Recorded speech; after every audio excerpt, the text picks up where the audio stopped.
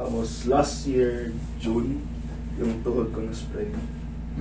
Pero ngayon, ano yung iniinda mo ngayon? Ayun pa rin, yung LTS elbow. Tsaka Hindi pa rin nawala. Okay. Check natin. Dito natin malalaman pa tennis elbow. Pag pinindot ko to at umaray siya, positive. Sakit? Ano yung marker? Sabi ko sa'yo. Diyan ang sukatan ng tennis elbow. Kasi yung katabi niyan, balikan natin. Bali Ayan, po din yung mo ikis. po yan. Sakto. O, ayan ha.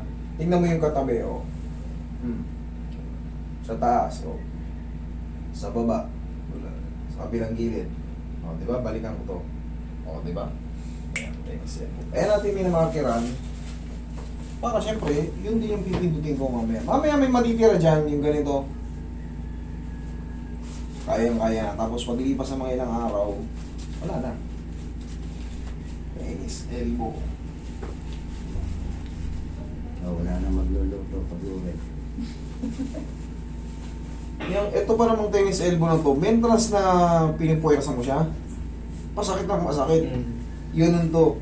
Kaya kahit gaano ka kalaki pag may tennis elbow ka, pag nag-lip ka ng paganon, ginano mo, para siyang may umaawat. Kaya relax na ngayon doon. Madali lang treatment ito. Alug-alug lang.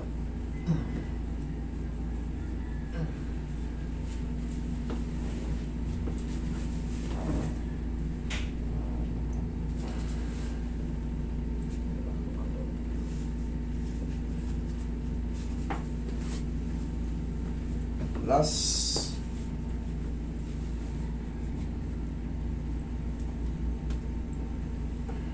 Okay. Tingin maiwanan pa ako. Hindi natin buburay. Yan o.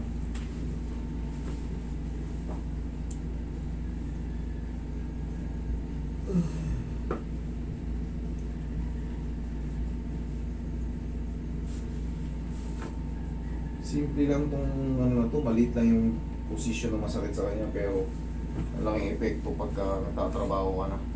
Kasi habang patagal ng patagal, Pasakit mo sa... pasakit ng pasakit. Habang mentras na nagtatrabaho ka ng pabigat, pasakit din siya ng pasakit. Pero once na nilupay-pay mo, kumbaga, pinahinga mo, pag nakaganto, okay lang. Huwag ka magigrip o mag-ano. Diba? Ganon siya. Pero sa maghapon, siyempre, iindayin mo yan. Cook ka ba? Hindi. Lalo kung cook. Na-cook.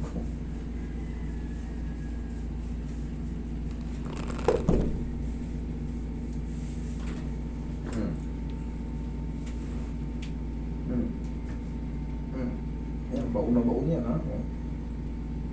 Oh. Sabi siya eh. Okay.